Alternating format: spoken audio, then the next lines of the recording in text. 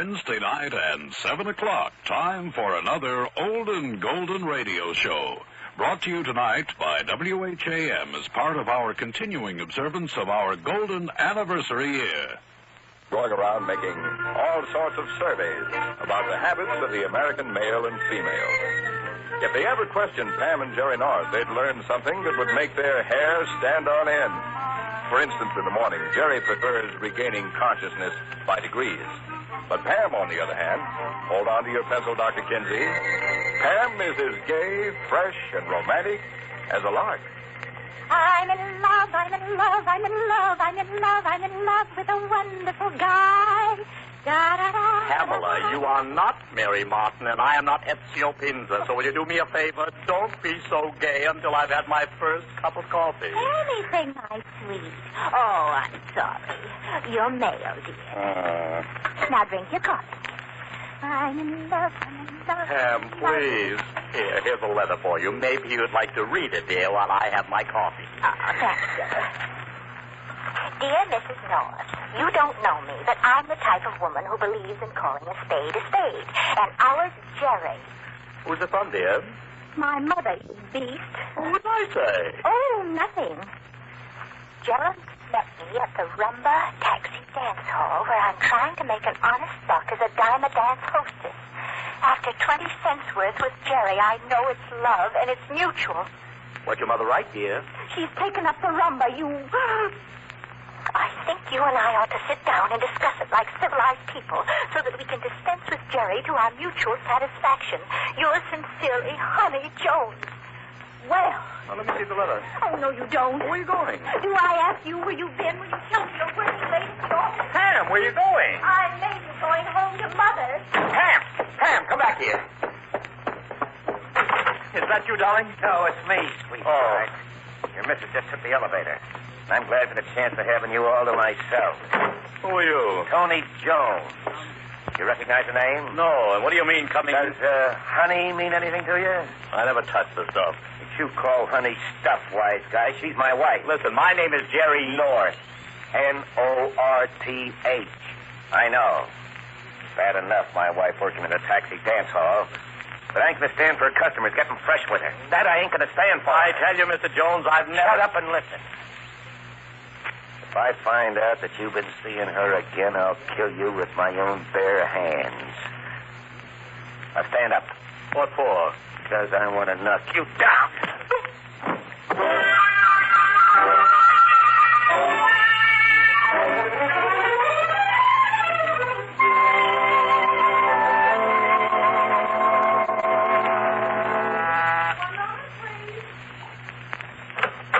Are you Honey Jones?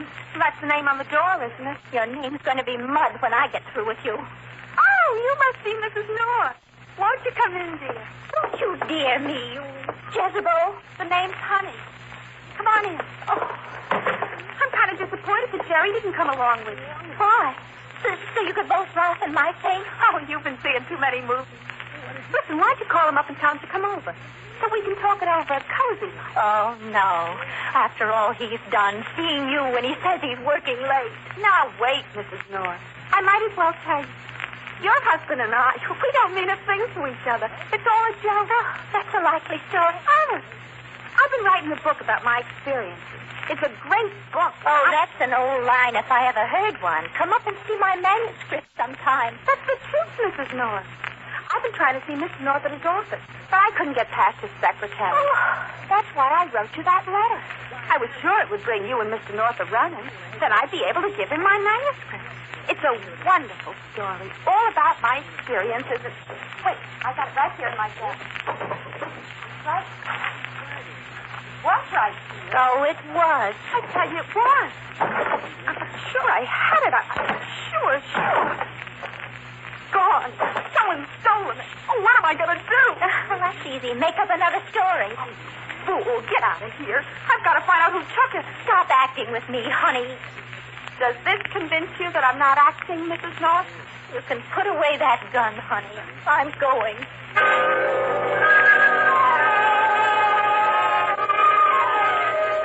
Back to tonight's Old and Golden radio show in just 60 seconds. You come in here in the morning and you see the mail. Mountains of it. And you wonder how it ever gets out. But it does. We asked postal workers in different cities across the country what Christmas is like at the post office. Here's what they told us.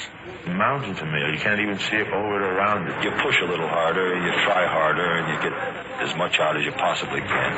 The back platform, well, maybe it holds between 15 and 20 trucks. And when you have roughly about 100 trucks trying to get in here all at once, it's quite a job. Most of the people I work with, they won't say this. Nobody will talk about this kind of stuff, but most of them feel the same way. They want to make sure it gets to the right place on time. Help the people who help bring you Christmas. There's a staggering load of mail to handle, and it's more important than ever before that you mail early. Please mail your Christmas packages by December 10th, cards and letters by December 15th. We love those people that get them in early.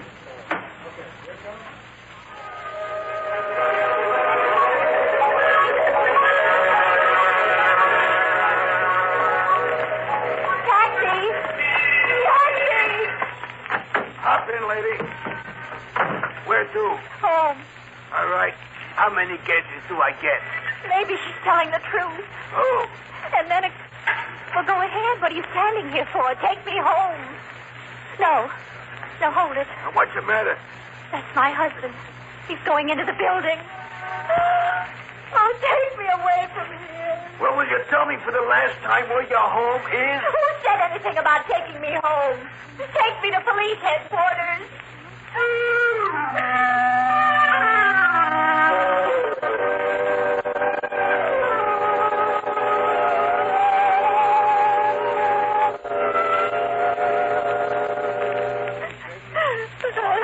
No, Mrs. North, don't carry on so. Well, why shouldn't I, Mullins? I've every right to. Going into her building and in broad daylight. Well, now, there might be a very simple explanation to it, Mrs. North. Yes, of course there is. He's going up there to see Honey. Mullins, where have I failed as a wife? You tell me. Oh, you haven't, Mrs. North. You've been a sweet, devoted help. Oh, there, Mrs. North, please don't carry on. Sure, it's easy for you to say there. You're not in love with Jerry. Here, now, take a sip of this coffee while I answer the telephone. Sergeant Mullins, homicide. Mullins, this is Jerry North. Oh, Mr. North.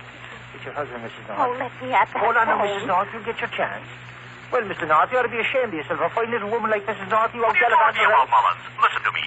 I'm over at a girl's house. Her name's Honey Jones. Oh, have you no shame, man? Mullins, I'm trying to tell you something. You sure got a lot of explaining to do, Mr. North. Honey Jones, indeed. That's the name, Mullins. Get over here as fast as you can. She's been shot to death.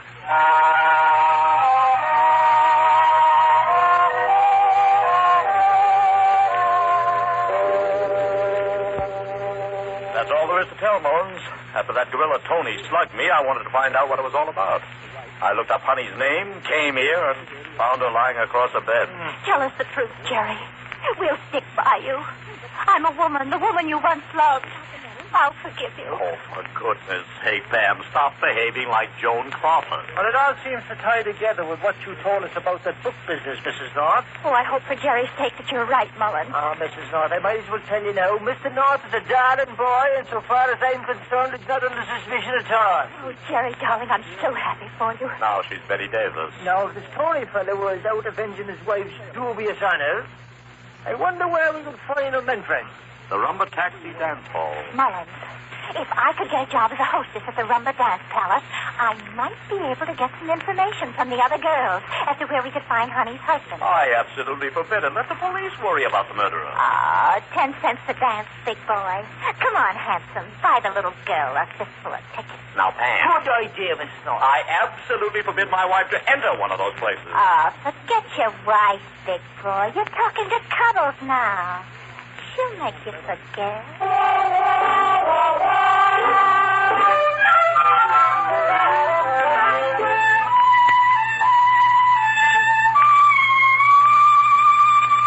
Not bad, Cuddles. Not bad. Turn around again.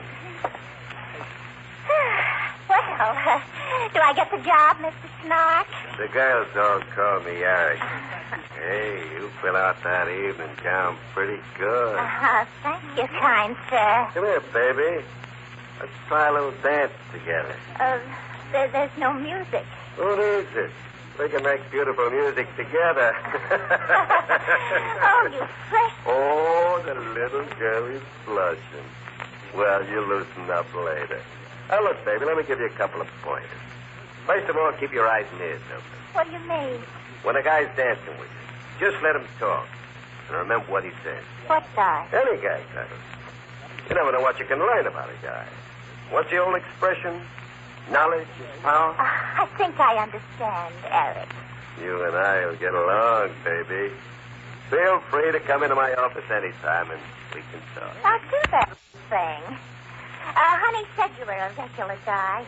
Honey, what do you know about Honey? Well, don't my arm. You hurt me. What's the matter with you? So you're a friend of Honey's, huh? Well, I shouldn't hold that against you. What did she do? Nothing. But she ain't the type girl I like working in my place. I fired her. Oh, that's funny. I saw her this morning, and she said she was coming to work tonight. She was here tonight. She was here tonight? Sure. She left a few minutes before you came in. Well, I think I better be getting out on the floor. Wait a minute. I ain't letting you go yet. What's the matter? What did I do? You didn't do nothing.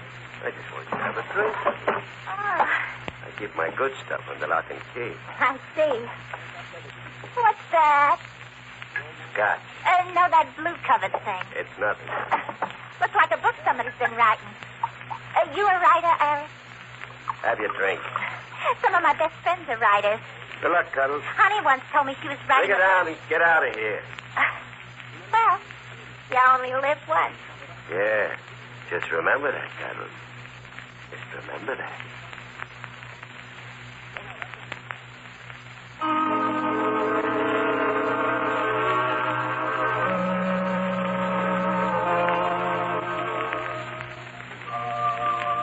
Mullins, I can't stand it. Look at those men ogling us. Take it easy, Mr. North. Mrs. North doing fine. Yeah.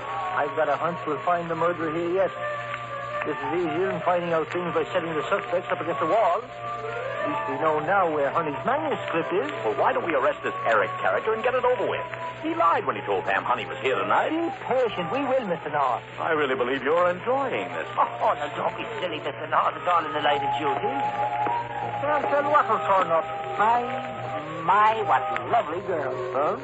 That little one with a black dress, he's built Listen, brother, she happens... my friend here don't like this place. He wants to leave. Well, I can hardly blame him. He's a quiet type, like myself.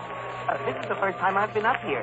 It's a way of keeping out of the rain. Haven't I seen you someplace before, Mr. Hornswigger is the name. Hornswigger. It's not very likely you have seen me before, unless, of course, you've been in Connecticut, and that's where I'm from. Yes, sir. Oh, dear me. What's the matter, Hornswigger? Nothing. I was wondering. You said, oh, dear me. Well, I was just looking the girls over. See anyone you like? And not tonight. There was a beauty over here a couple of nights ago, about 5'2", with eyes of blue and golden hair the color of honey. As a matter of fact, her name was Honey. You'd like her. Yes, I know. But where is she tonight? Oh, you know her. Well, I danced with her once. A charming girl. I thought you said you were never up here before. Oh, dear me, did I say that? Excuse me, gentlemen. I'm going over to the bar and have a drink. What do you think, Mullins? I think he's worth investigating, Mr. North. Hello, Mullins. Have you found out anything yet? Well, not about the murder, Mrs. North, but you see the man going over to the bar? His name's Hornswigger. Get him to dance with you. Find out anything you can. Well, I'll try, Mullins. I absolutely forbid it. I danced with him myself. I had to see you. Now, let's see Mr. Broadway. Hiya, handsome. Go away, little girl. I'm not interested in dancing. Oh, come on, handsome. Be a little sociable. Will you please stop bothering me? Oh, you're the frigid kind, aren't you? That ain't the way Honey said you were. What? Oh. Shall we dance? Delighted. What do you know about Honey? I'm only her best friend. That's what I know about Honey. Say, you dance divine. Your name, miss? They call me Cuddles. Because I like to cuddle up when I dance. Like this. You like it? Dear me. Have you seen Honey lately? No, I haven't. Were you expecting her up here? No, not particularly. That is, I was. She won't be here tonight, you know. You don't seem surprised. Other fish in the sea, you know. Oh, thank you, sir. Still, Honey was in a class by herself. I don't know what you mean. Well, she wasn't like us girls. She was more the intellectual type. Well, you know, she even wrote a book. Mr. Hornswigger, don't hold me so tight. You're hurting me. Oh, dear, I am sorry. What do you know about the book? What do I know about it? Well, if Sears know about rope, I practically helped her with it. Oh, now, listen to me, my dear. I pay a lot of money to get a hold of that manuscript. Say, you are a cultured type man, ain't you? But you don't have to worry no more, Mr. Hornswigger. She can't blackmail you no more. You know why? Because someone killed her. Huh? Careful, Mr. Hornswigger. You stepped on my toe. What were you saying? I was saying that she... Never mind. I heard you. When did it happen? It happened this morning. You ought to know. I don't feel like dancing anymore. Cuddles, will you excuse me? I wouldn't try to leave this place if I were you, Mr. Hornswigger. That gentleman over there is my husband, and the other one is from the police. Oh, dear me, I think I'm going to go. Oh, no, you can't do that. Jerry. Run. What's the matter, Pam? Jerry, he fainted right in my arms. I told him about Honey's being murdered. Good girl. Here, put his arm around me. Take him into the nose. Come along now, Mr. Hornswigger. I'm surprised. Jerry, I think Mr. Hornswigger could have done it. Honey was blackmailing him. Come on, let's tell Mullen. And then I'm getting you out of here. Oh, Jerry, not yet. Maybe it wasn't Mr. Hornswigger at all. But you just said that. I know, but her husband could have done it because he's jealous. Eric could have done it because he just looks mean. And then there's Mr. Hornswigger. Mullins. Mullins. Jerry, look. He's unconscious. Mr. Hornswigger is gone.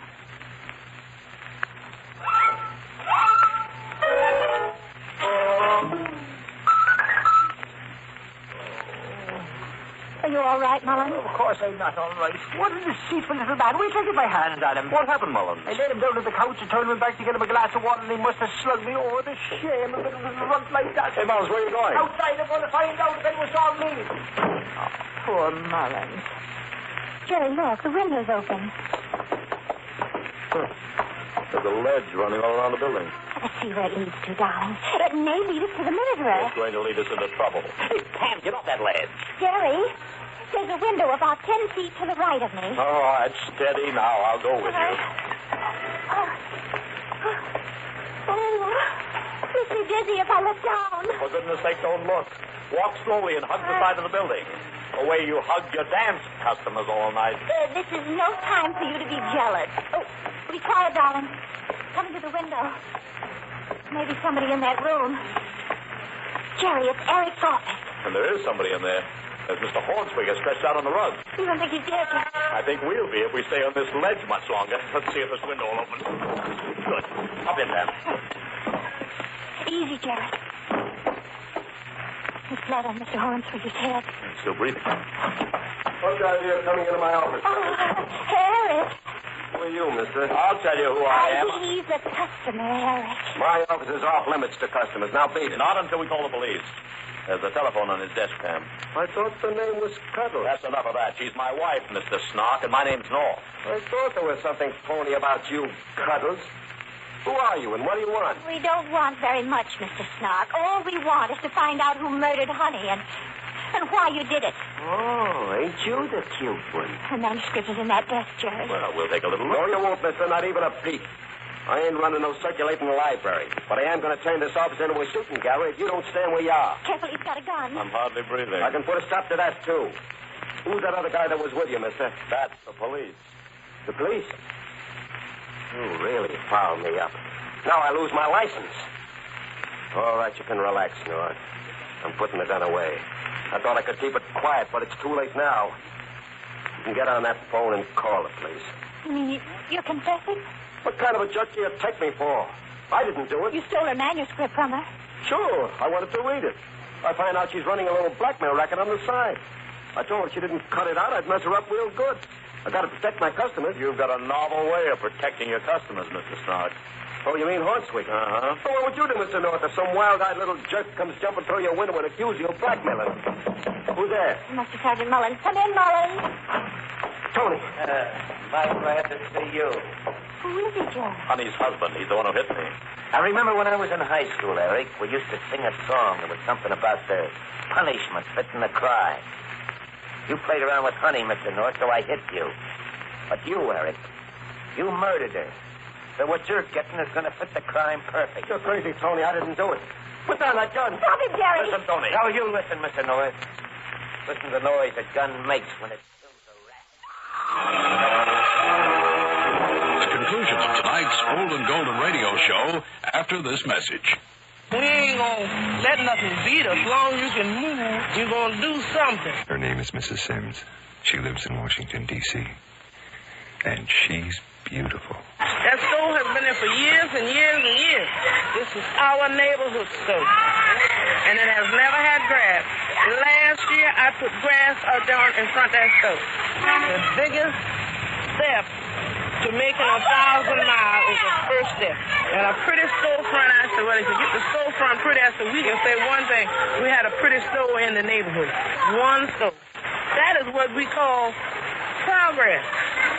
It's not much, but that store been there for 30 years or more. And that's the first time grass has been there. That is progress.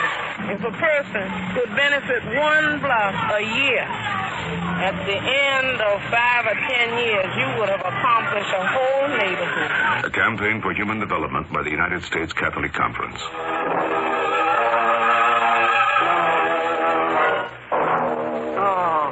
What's going on here? Get up, Hornswigger. You're just in time to see a man shot to death. I didn't do it. I swear. I know it. It's Nark who I'm giving it to. Listen, there isn't, Tony. Turn around and stand against that wall. Jerry, I can't bear it. Tony, you're making a big mistake. No, I'm not making a mistake. There's a bullet in Honey's chest. She's dead. And this is the gun that did it. And that's the rat who pulled the trigger. Tony, I can't let an innocent man die. You say she was killed with that gun? I was lying right next to her. So I did it, Tony.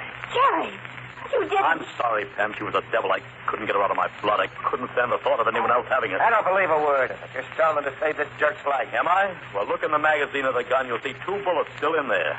I couldn't know that unless I handled the gun. Well, I'll see in a second. Get him, Eric. Drop that gun. Stop it. Go down here. Help, Mother. That's better. Thanks, Mullins. Oh, Jerry. For a moment, I almost believed you. Believe what, Mrs. North? Jerry confessed. Oh, but he didn't do it. Good for him. Thanks, Mr. North. Tony's your murderer, Sergeant. He's a madman, Sergeant. Hornswigger, so there you are, you little runt. Dear Sergeant, you must find it in your heart to forgive me for locking you out. I was frightened. I acted on impulse. Oh, Mullins, forget about him. Tony's your murderer. No, I didn't do it. I tell you, Eric killed her, Sergeant. He tried to turn her into a blackmailer. Sure, I hated what Honey did working here in this creep joint. Sister. Oh, dear me, my head. Oh, you kid. He was murdered before, I told you. You killed her. Oh, dear me. Let him go. Let him go. Mr. Hornswigger, you're going to confess. Yes, I did it. She wouldn't listen to reason. Hornswigger's an honored name in Connecticut. My reputation would have been ruined. I had to kill her.